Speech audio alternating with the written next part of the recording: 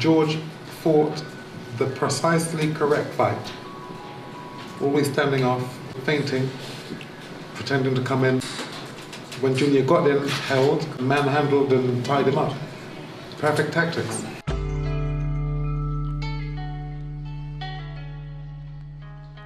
Hello. Groves fought the perfect fight. He did exactly what he needed to do to win. I agree, it was beautiful, he was fluid, technical, and stylistically I believe Groves' game plan was a hard counter against Eubank's style. Why though? To understand, we must first come to better understand Eubank Jr. When I look at Chris, I see a machine. He's a harmony between explosiveness and endless cardio, thus a volume puncher who builds momentum, trampling you when you panic, gasping for air, or straight up concussing you simply because he's physically eroding you significant shot after significant shot. He works out 7 days a week, and the result is this relentless pressure he's achieved. A machine. It is the perfect analogy, but I don't believe that's his greatest strength. I believe his body, despite being dangerously relentless, is only second when you look at his mind. He is incredibly strong mentally, lucid and focused throughout each match with a superior reflexive capacity to react to his opponent's shots. That's just it. He is a lucid bundle of reflexes. Shot after shot, he sees them coming, avoids them while searching for the momentum for his own onslaught. Thus, he finds that rhythm. Most people just can't take the persistent damage and eventually crumble. This is exactly why Groves' game plan was brilliant.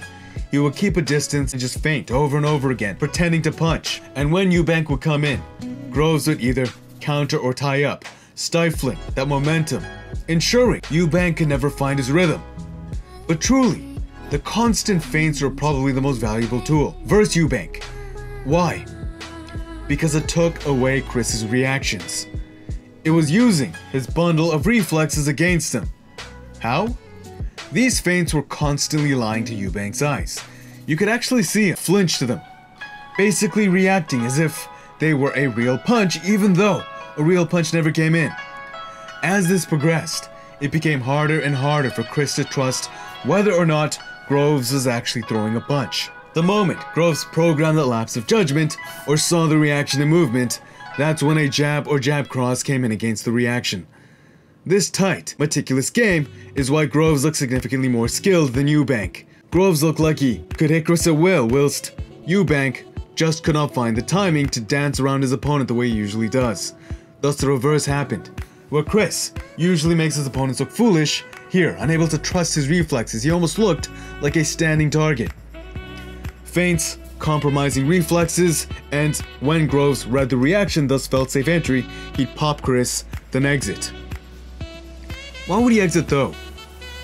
It's because if he overcommitted and ended up in fight range, it would become less of him boxing Eubank up and more of a fight. Feints would become less effective at this range, and trade for trade, Chris's reactions would be more effective versus more real punches.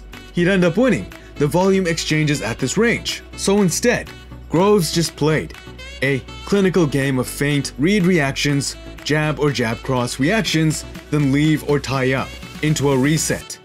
And simply put, Groves is just way better at playing the long-range game than Eubank is. And because he forced Eubank to play this longer range game, often it will make Chris uncomfortable and force him to step in to find his own shots, find the space where he could build his own rhythm or momentum. This would often result in Eubank, again, either getting countered, lunging in, or just getting tied up, resulting in a reset, essentially stifling Chris altogether. I'm sure you can now see why Groves' game plan was so brilliant, but that leads to another question. Why was Groves so much better at this further range? That's actually because of his punching technique. Prince Naseem Hamed went a little too savage on Eubank, but he did bring up an important point. Prince Naseem Hamed had a very fluid punch. His level of muscle relaxation was a huge contributor to why he hit so hard. But back to what he said about Eubank. I personally don't think, right, he's a hard puncher anyway. In this game, you need to get a jail card. This man's the best, be able boys. to put them away, block them up. You need to smash them up. Eubank hits hard, but He doesn't have that touch that instantly devastates you on connect. He just bludgeons you with stiff shot after stiff shot, and the power he generates as a result is leveraged from a distance that is closer to his body. It's definitely clean form, but it's not fluid, like Prince Naseem Hamed or Groves. Thus, he needs to get in closer than Groves and really leverage his body weight into every one of his shots, in order for them to have that concussive oomph. Like a machine, Chris explosively cranks his body weight into you. Groves, on the other hand, he is like a serpent. Like that softball pitcher, he could whip his jab and there would be a significant oomph right at the end of it. A perfect, fluid kinetic chain.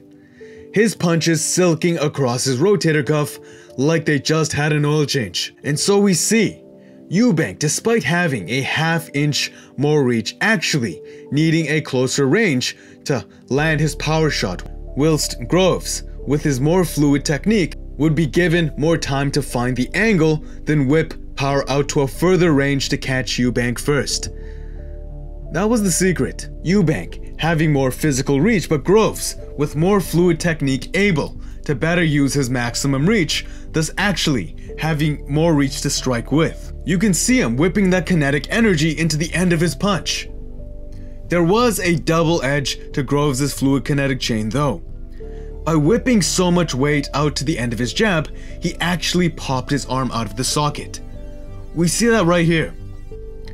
You see him whipping his arm out, but the action of fluidly transferring so much kinetic energy into the end of his jab slings it out of the socket.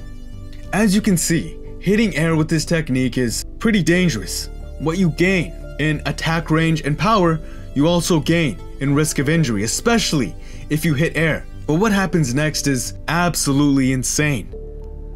Groves is hard, man. He is a true warrior. Despite the agony of having his arm pop out, slinging by his side, he ate the kitchen sink Chris Eubank threw at him. He did not have a glint of give up in him, thus fighting through those agonizing few minutes.